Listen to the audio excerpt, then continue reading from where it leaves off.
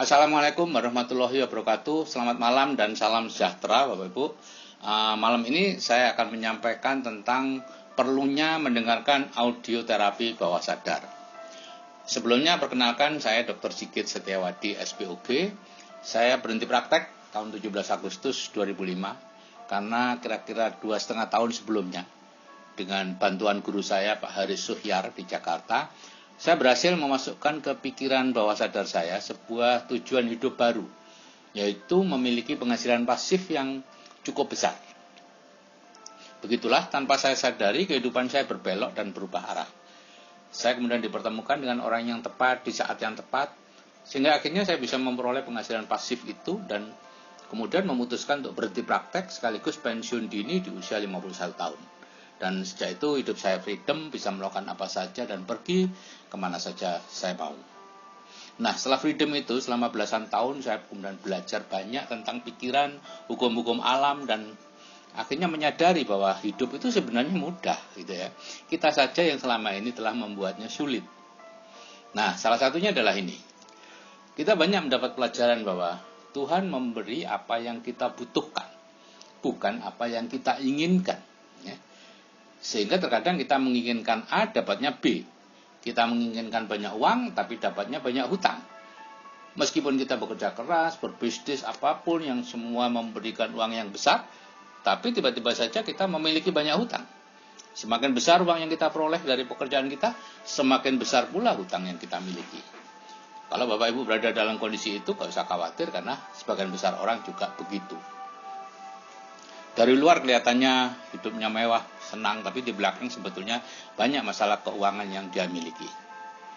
Nah, Bapak Ibu, banyak orang yang tidak menyadari bahwa di bidang keuangan, pikiran kita ini memiliki program bekerja keras mencari uang. Dan itulah yang dianggap sebagai kebutuhan. Ya. Sejak kecil kita sudah diberi contoh-contoh bahwa bekerja keras itu mulia, menganggur itu tercela. Pekerja keras sangat dihormati, sebaliknya pengangguran dianggap tidak berguna.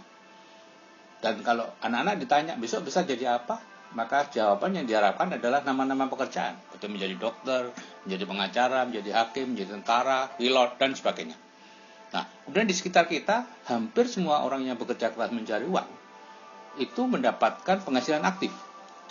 Bukan bekerja keras membangun aset, ya, untuk mendapatkan penghasilan pasif.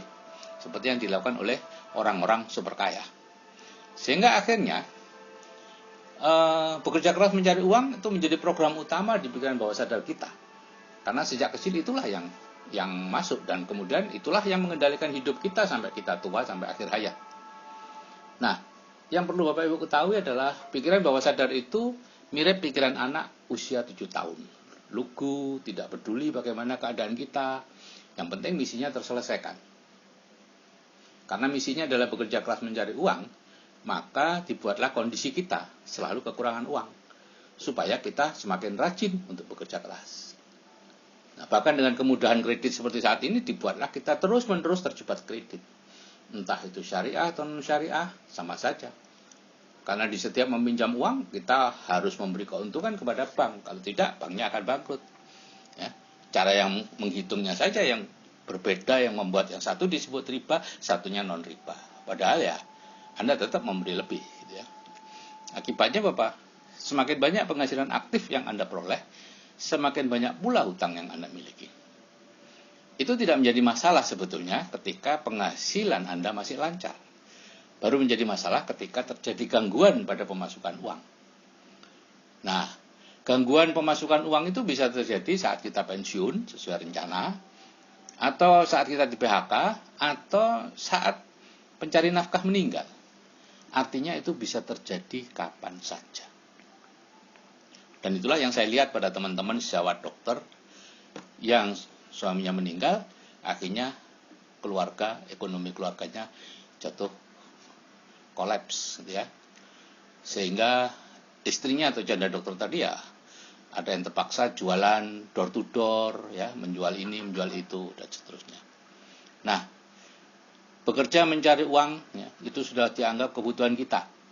Sehingga kita menginginkan untuk bisa memiliki banyak uang, nyaris tidak pernah kesampaian, karena itu berlawanan dengan kebutuhan. Ya. Bisa saja kita mendapatkan uang banyak sebagai dokter spesialis, pengacara, notaris, dan sebagainya.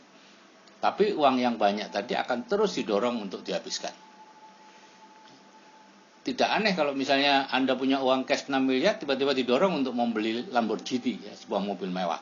Meskipun sebenarnya di Indonesia tidak ada jalan yang nyaman untuk mengendarai mobil jenis itu, gitu ya.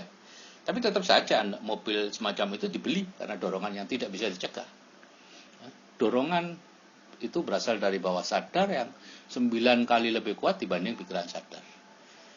Itulah cara yang diketahui bawah sadar untuk membuat kita terus bekerja keras, yaitu dengan didorong untuk menghabiskan uang kita berapapun kita peroleh.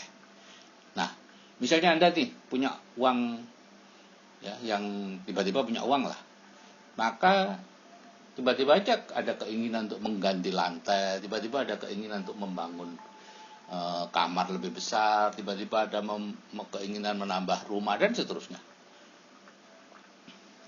Sehingga akhirnya mereka yang punya program pikiran seperti itu akan jatuh dalam salah satu dari dua kondisi. Yang satu adalah sudah bekerja keras bertahun-tahun, penghasilannya begitu-begitu saja, itu disebut miskin tipe 1. Sedangkan yang satu, seperti saya dulu, miskin tipe 2. Gitu ya. Sudah berpenghasilan besar bertahun-tahun, tabungannya segitu-gitu aja. Nah, mohon maaf Bapak Ibu, sebutan miskin dan kaya di sini dalam bidang keuangan, ya. Jangan dihubungkan dengan istilah di agama atau sosial, karena di sana istilah miskin tidak dipakai dan diganti dengan kata cukup. Nah, kalau di bidang keuangan yang disebut miskin adalah ketika seseorang bekerja keras hanya untuk mencukupi kebutuhan hidupnya yang mahal dan semakin lama semakin mahal. Itulah definisi miskin. Harus bekerja keras. Nah, kalau secara agama dan lain-lain itu dianggap cukup. Padahal secara keuangan yang disebut cukup adalah kekurangan uang yang dicukup-cukupkan. Banyak keinginan yang ditekan-tekan dan tidak bisa dipenuhi karena tidak ada uangnya. Ya, kepingin pergi berangkat umroh ditahan dulu. Pengen beli mobil nanti saja. Kepingin beli sepatu apa memang perlu. Mau cari tas apa memang perlu. Hampir semua yang kita inginkan ditanya apa memang perlu. Dan akhirnya tidak jadi dibeli karena memang tidak ada uangnya. Nah, sekarang adalah masalahnya, bagaimana kita melawan program pikiran miskin itu. Nah, disitulah Bapak Ibu, saya memiliki senjata rahasia, ya, yaitu dengan mengganti program pikiran bekerja keras mencari uang itu dengan program pikiran yang berlawanan. Dan itulah yang saya buat dengan 2 audio terapi bawah sadar atau disingkat ATBS itu.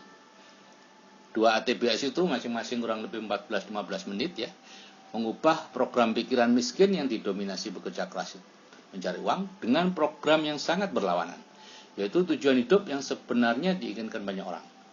2 audio itu, yang satu audio itu memiliki penghasilan pasif 100 juta sebulan, sedangkan audio yang kedua hidup nyaman dengan penghasilan pasif 100 juta sebulan. Keduanya perlu didengarkan sebanyak 21 kali dengan cara tertentu, kalau memang mau, gitu ya. Nah, kalau isi kedua audio itu sudah terinternalisasi di dalam pikiran bawah sadar Bapak Ibu, maka Anda rileks saja, ya.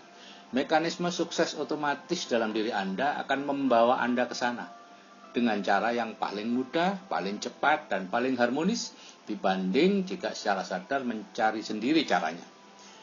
Bukan berarti Anda setelah mendengarkan audio itu tiba-tiba blek di depan pintu kamar Anda ada uang 100 juta sebulan. Tidak. Anda akan dipertemukan dengan orang yang tepat di saat yang tepat. Akan banyak kebetulan-kebetulan yang terjadi sehingga Anda akhirnya benar-benar menuju ke sana. Bagaimana caranya menuju ke sana? Anda pasti tidak tahu sekarang. Karena itu nanti terserah mekanisme sukses otomatis Anda kalau sudah mendengarkan 2 audio itu. Bisa dengan jalan yang sudah Anda lakukan sekarang, bisa juga dengan yang lain, gitu ya. Jadi Bapak Ibu, apakah Anda sekarang sudah memiliki penghasilan aktif besar, seorang pengangguran tanpa penghasilan, atau apakah Anda sudah tinggal di rumah yang bagus, atau masih kos di sebuah gang sempit yang banjir jika hujan? Apa Anda sudah punya mobil, atau masih sepeda kancil yang rewot? Semua sama saja. Begitu Anda berhasil memasukkan kedua audio terapi bawah sadar itu ke dalam pikiran bawah sadar dan terus mempertahankannya dengan tetap berada di lingkungan orang sukses, maka Anda akan dibimbing oleh MSO akan mengejarnya tanpa Anda sadari. Nah, di grup Building the Dream, selain 2 audio itu Anda juga mendapat banyak materi-materi seperti kecerdasan finansial, mental block, self, Ho'oponopono, marketing, people skill, dan sebagainya. Tapi yang bisa mengubah masa depan kita adalah 2 audio itu. Dan yang lain itu hanya pengetahuan biasa yang cuma menambah ilmu, menambah pengertian, tanpa bisa mengubah apapun. Pasti banyak di sekitar Anda orang yang sudah ikut seminar, mendengarkan CD, baca banyak buku, tapi tidak ada perkembangan yang berarti dalam hidupnya. Ibaratnya banyak orang yang tahu bahwa olahraga itu baik untuk kesehatan.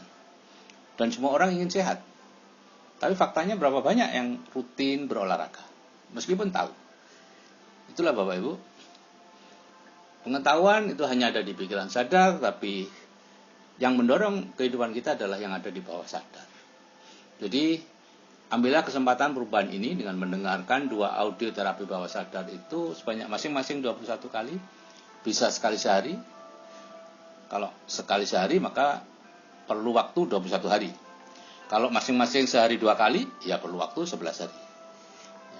Selama mendengarkan, Anda bisa saja tetap sadar, meskipun rileks ya. Anda ikuti aja apa perintah saya di dalam audio itu, ya. Pejamkan mata ya, pejamkan mata, bayangkan ini ya, bayangkan ini, gitu ya. Kalau ada nyamuk ya ditepuk aja, jangan terus berpikir, waduh ini nyamuk ini nempel di kening ini, sebentar lagi dia nempel di leher. Jangan, Anda malah berpikir kemana-mana. Tepuk aja, kalau gatal digaruk aja, gitu ya. Nah, bisa juga Anda di tengah-tengah sesi tertidur, karena memang saya turunkan gelombang otak Anda. Dan tidak tahu apa-apa, tapi di akhir sesi Anda bangun, itu bagus. Ya. Tapi kalau Anda tertidur kemudian tidak bangun sampai pagi, ya jangan dihitung, karena itu berarti tidak ada sugesti yang masuk. Ya. Karena Anda masuk dalam yang disebut gelombang delta atau tidur nyenyak. Ya. Oke Bapak Ibu, selamat merubah kehidupan masa depan dengan cara memasukkan program pikiran kaya ke dalam pikiran bawah sadar kita. Saya akhiri sekian. Wassalamualaikum warahmatullahi wabarakatuh.